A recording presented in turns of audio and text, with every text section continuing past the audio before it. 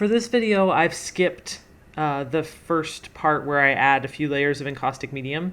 I figured I've done enough videos, you guys probably don't want to keep watching that, but if you do, if you have any questions about that, just let me know.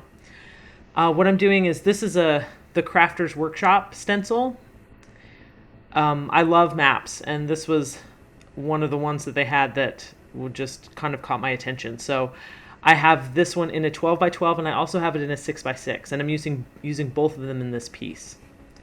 Now, they have stencil brushes like this. It's a very flat brush that you just dab the paint on with. And the reason you don't want to brush paint on when you're using a stencil like this is because you get paint under the stencil and it kind of ruins the look. If you're going for just a kind of a perfect image transfer, this is what you need to do. You need to dab the paint up and down, not brush it, because then you'll get paint everywhere.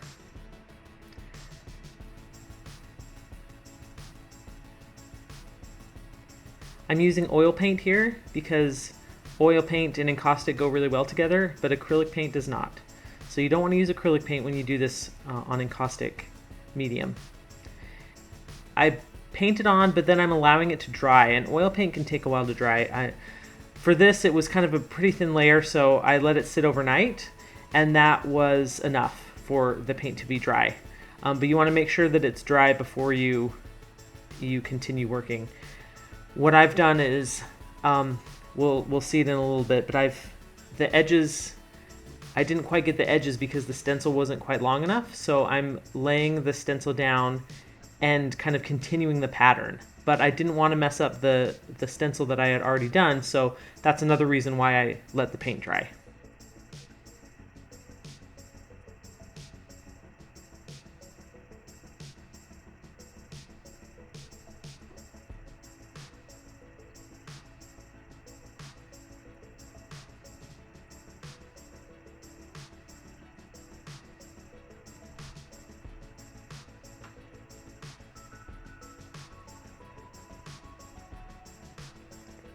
I use linseed oil on a paper towel to wipe off the oil paint.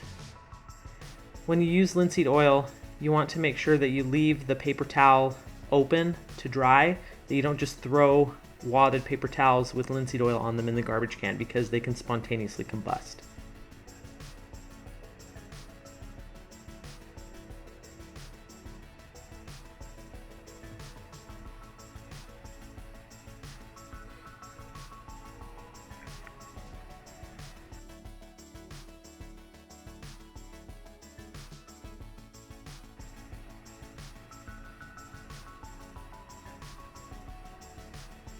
I did kind of mess up the image on the left side.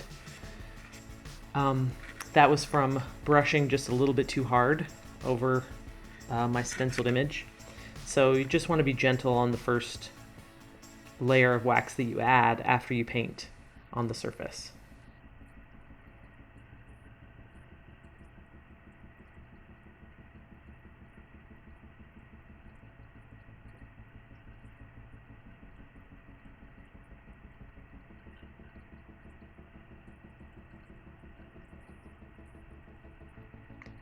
I get a lot of questions about fusing. Fusing can be tricky, and it kind of takes a lot of practice for you to kind of get it down, especially through different techniques. So the main thing that you want to watch for is just the sheen that you get on the surface when the wax begins to melt. And that is the very minimum kind of fusing. That's the signal that you're looking for. And you can fuse it a little bit deeper than that if you would like, if your piece calls for it. But you want to be careful, because as you start to go deeper, you run the risk of moving the wax around, the wax becoming completely liquid, and you losing some of the image that you've created if you've added paint or shellac or whatever. So you want to be really careful when you fuse, but as you keep doing it and practicing it, then you'll get the hang of it.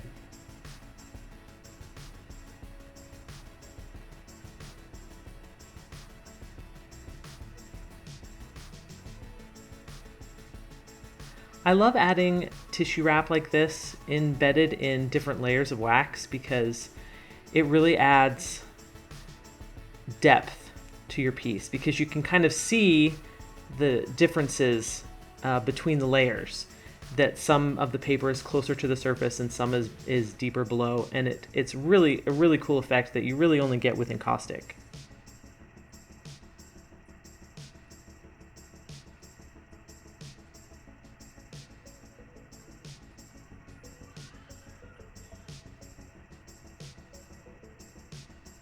I try to keep my layers as even as I can.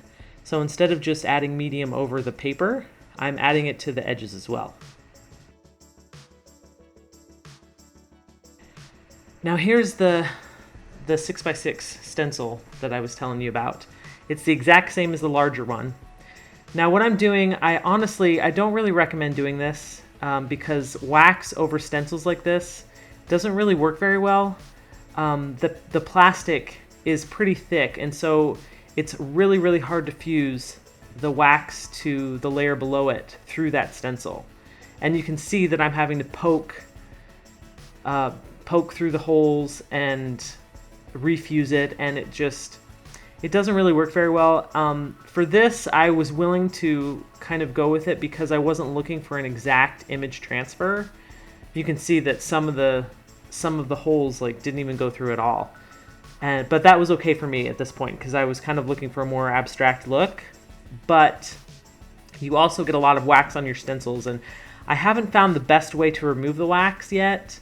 I'm kind of thinking that if I freeze it, I might be able to get the wax off a little bit easier, but I haven't tried that, and so I'm not sure if it would work yet. But that's something to have in the future. Paper stencils really work well with Encaustic. So if you have any kind of paper, I have paper doilies that I use sometimes that have kind of cool floral patterns, but then you can create your own. You can draw or stencil onto a piece of paper and then cut the stencil out and use that on your Encaustic. And that works much better. You're able to fuse it well, and you get a really clean image transfer, and it's a little bit more work because you have to create the paper stencil itself if you want a specific image, but it works much better than just using a plastic one.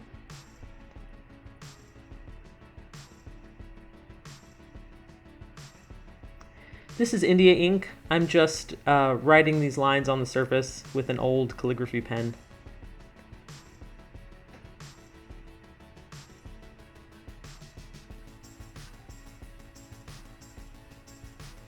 These are just kind of a few last minute detail touches. I really like adding ink to the surface.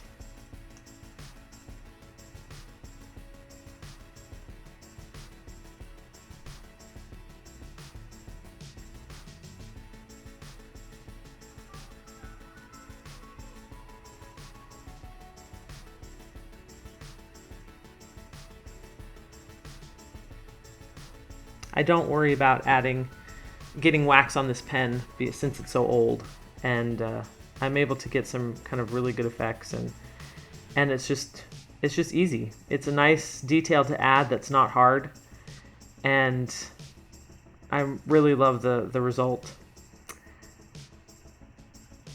I hope this was a video that you enjoyed. If you have any questions, put them in the comments, and I'll see you in the next video. Thanks!